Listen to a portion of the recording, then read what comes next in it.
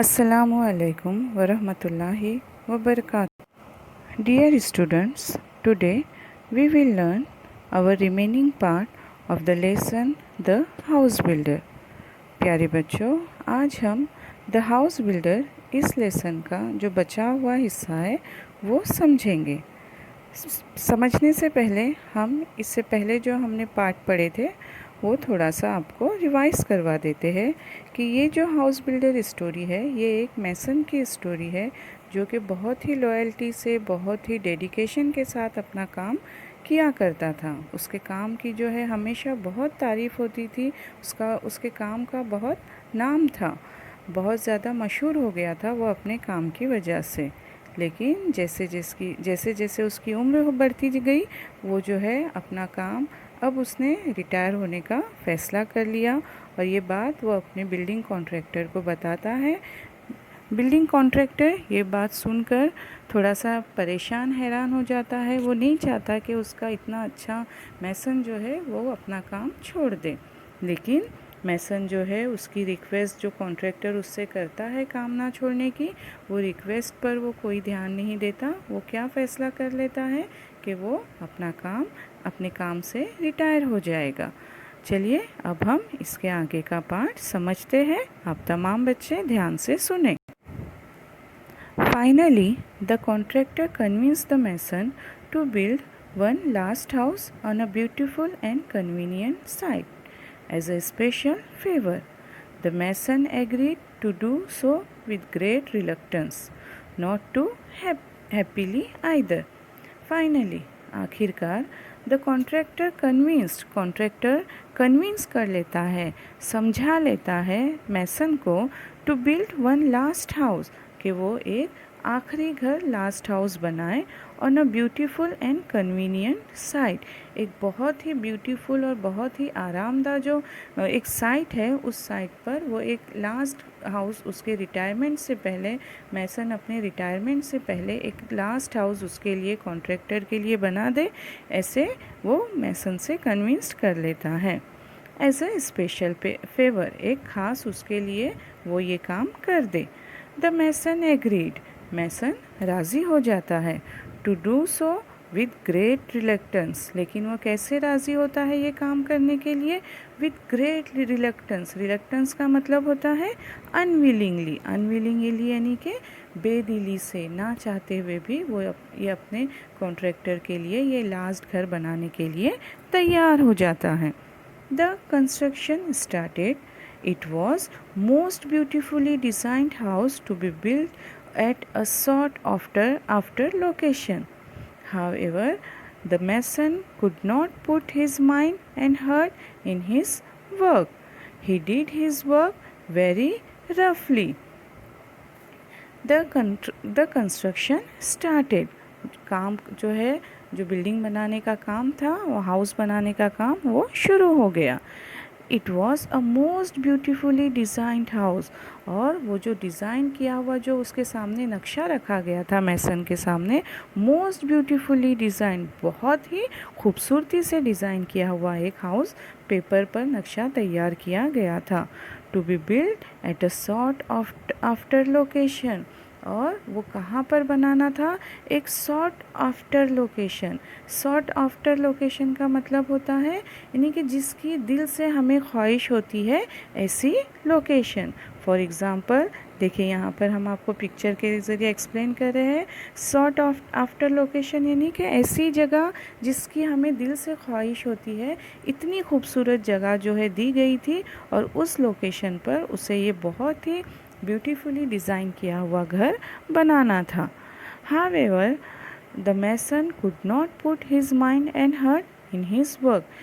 However, हालांकि the mason could not put his mind and heart in his work, वो जो है मैसन इतनी खूबसूरत लोकेशन, इतना खूबसूरत डिज़ाइन किया हुआ मैप, नक्शा उसके सामने रखा हुआ था हाउस का, ये चीज़ें देखकर भी जो है वो बिल्कुल भी दिल से अपने दिमाग और दिल को तैयार नहीं कर पा रहा था कि वो ये घर बनाए। He did his work very रफली, उसने अपना काम बहुत ही रफली किया। रफली यानी कि बहुत ही सरसरी तरीके से, यानी कि वो जो अपने काम के लिए मशहूर था उसने बिल्कुल उसके उलट वो काम किया। उसने अपना काम कैसे किया? वेरी रफली एंड केयरलेसली। केयरलेसली का मतलब होता है लापरवाही से, बेएहतियाती से। उसने बिल्कुल भी ध्यान नहीं दिया अपने काम पर। विदाउट इंटरेस्ट और डेडिकेशन, बिल्कुल भी उसने उसमें दिलचस्पी नहीं ली, और बिल्कुल भी उसमें उसने अपना डेडिकेशन, अपनी जो मेहनत, अपनी जो वो जिस चीज़ के लिए वो मशहूर था अपने काम में, उसने ये दोनों चीज़ें उसमें नहीं दिखाई। Even the building material used was of low quality. यहाँ तक कि वो जो बिल्डिंग मटेरियल, वो घर बनाने के लिए जो सीमेंट, कंक्रीट, ब्रिक्स वगैरह यूज़ कर रहा था, वो मटेरियल भी कैसा था? बहुत ही लो क्वालिटी का, बहुत ही आम दर्जे का था। But he did not care, लेकिन उसने इसकी बिल्कुल भी परवाह नहीं की। He simply wanted to complete the job in haste and finally retire. He simply wanted, वो सिर्फ यही चाहता था टू कंप्लीट द जॉब, जो उसे ये जो काम दिया गया है वो बस उसे कंप्लीट करे इन हेस्ट। हेस्ट का मतलब होता है जल्दबाजी, जल्दी में, जल्दबाजी। वो जो है क्या चाह रहा था कि वो अपना काम जल्दी जल्दी जल्दी कंप्लीट करे और फाइनली क्या हो जाए? रिटायर हो जाए। The house was ready earlier than expected. Very रफली made structures, weak walls, poor finish, and did not look as good at all as designed. Yet the mason did not care. He informed the contractor that the house was ready and he was waiting to hand over its keys to him. The house was ready earlier than expected. घर तैयार हो गया। Earlier than expected, early यानी कि उम्मीद से पहले। Earlier than expected का मतलब क्या होता है? उम्मीद से पहले ही जो है वो घर तैयार हो गया। वेरी रफली मेड स्ट्रक्चर्स, और वो कैसा बन गया था घर? रफली मेड स्ट्रक्चर, बहुत ही यानी जल्दबाजी में किया गया काम ऐसा दिखाई दे रहा था। वीक वॉल्स, उस घर की जो दीवारें थी वो कैसी थी? बहुत ही कमज़ोर बन गई थी। जाहिर सी बात है उसने जो है उसमें यूज़ होने वाला बिल्डिंग मटेरियल बहुत ही लो क्वालिटी का लिया था, तो घर भी जो है बिल्कुल वैसे ही बनना था। Poor finish and did not look as good at all as design, और बिल्कुल उसने लास्ट उसका जो घर ख़त्म करना यानी कंप्लीट करके देना था वो भी बहुत ही, फिनिशिंग भी जो है उसकी बहुत ही ख़राब थी, और did not look as good at all as design. और वो जो नक्शे पर जो डिज़ाइन करके स्ट्रक्चर उसे दिया गया था बहुत ही खूबसूरत, वो बिल्कुल भी उसकी तरह नहीं दिखाई दे रहा था। Yet the mason did not care, mason ने इन सब बातों की बिल्कुल भी परवाह नहीं की। क्यों परवाह नहीं की? क्योंकि उसने बिल्कुल भी इंटरेस्ट ही नहीं लिया था इन सब काम, इस काम में। वो क्या चाह रहा था कि बस जल्दी जल्दी काम फिनिश करे और रिटायर हो जाए, तो उसने बिल्कुल भी केयर नहीं की कि वो घर कैसा बना है। He inform the contractor that the house was ready, उसने कॉन्ट्रैक्टर को इन्फॉर्म कर दिया, इतला दे दी कि घर जो है वो रेडी हो गया है। And he was waiting to hand over its keys to him, और वो इंतज़ार कर रहा था कि जैसे ही कॉन्ट्रैक्टर आए वो उस घर की कीज़ जो है उसे हैंड ओवर कर दे, उसे दे दे। The contractor arrived at the site. He had a file legal documents in his hand. The mason handed over the new house's keys to him, but the contractor did not step forward to enter the house to see it. Instead, with a broad smile, he handed over the file along with the house keys to the mason and said, beaming happy tone, "These are the ownership documents of this new house in your name. The house is yours. I had planned it as a gift for you." चलिए अब हम हमारे last paragraph पर आते हैं। प्यारे बच्चों, आप बहुत ही ध्यान से सुनिए, बहुत ही इंटरेस्टिंग एंड है इसका। The contractor arrived at the site. Contractor को जो है वो आ जाता है साइट पर जहाँ पर वो घर रेडी हो चुका है। He had a file of legal documents. उसके हाथ में एक फ़ाइल थी जो कि लीगल डॉक्यूमेंट्स की थी। लीगल डॉक्यूमेंट्स मतलब क्या? लीगल डॉक्यूमेंट्स मतलब क्या होता है? यानी कनेक्टेड टू लॉ, यानी कि कानूनी दस्तावेज़ात की एक फ़ाइल उसके पास थी। इन हिज हैंड, उसके हाथ में थी। The mason handed over the new houses keys to him. Mason ने जो नया घर बनाया था उसकी कीज़, उसकी चाबियाँ कॉन्ट्रैक्टर को दे दी। But the contractor not step forward to enter the house. Step forward मतलब कि उसने अपने कदम आगे नहीं बढ़ाए। टू इंटर द हाउस, उसने घर में दाखिल होने के लिए अपने कदम आगे नहीं बढ़ाए। कि उसने कैसा वो घर बनाया है, टू सी इट, उसने वो घर कैसा बनाया है ये देखने के लिए वो आगे नहीं आया। Instead with a broad smile, instead उसकी बजाय उसने क्या किया? विथ अ ब्रॉड स्माइल, अपने चेहरे पर एक बहुत ही अच्छी स्माइल लाते हुए he handed over the file along with the house keys to the mason. उसने उसके हाथ में जो वो लीगल डॉक्यूमेंट्स की फ़ाइल थी वो, और उसके साथ साथ जो उस घर की चाबियाँ मैसन ने उसे दी थी, वो दोनों चीज़ें उसने मैसन को दी। And said beaming happy tone, और उसने जो है सेड हैप्पी बीमिंग टोन, उसने बीमिंग टोन मतलब कि खुशी से मुस्कुराते हुए, स्माइलिंग विथ ग्रेट जॉय, उसने बहुत ही खुशी से मुस्कुराते हुए कहा, these are the ownership documents of this new house in your name.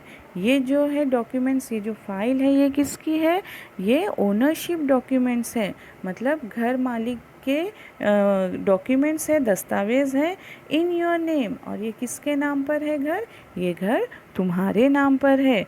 The house is yours, ये घर तुम्हारा है। I had plan it as a gift for you, मैंने प्लान किया था कि ये घर जो है मैं तुम्हें गिफ्ट के तौर पर दूंगा।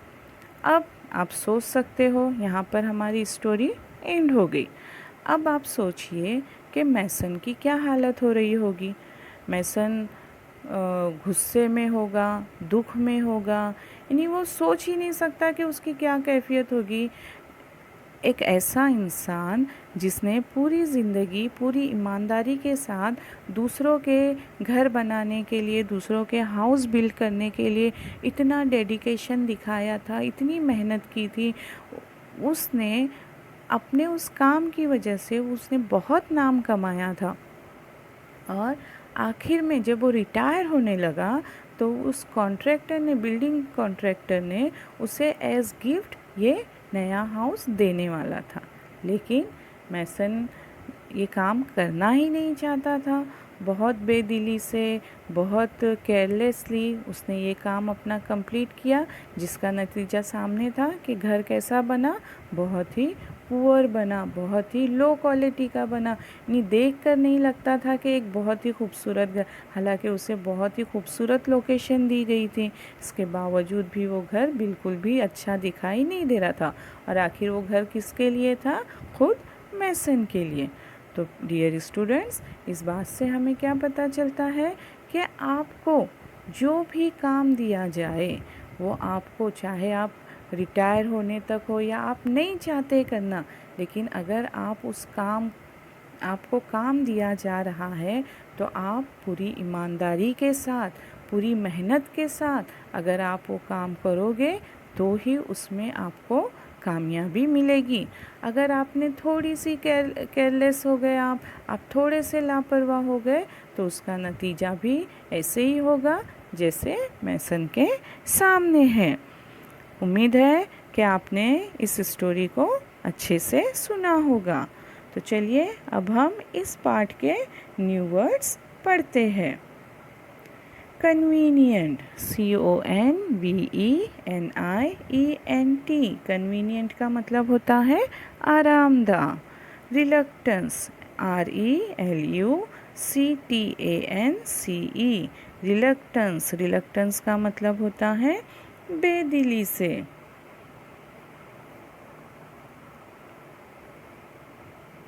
सॉट आफ्टर, जिसकी ख्वाहिश की जाए। लीगल, LEGAL, लीगल, लीगल यानी कानूनी। बीमिंग, BEAMING, बीमिंग का मतलब होता है खुशी से मुस्कुराना।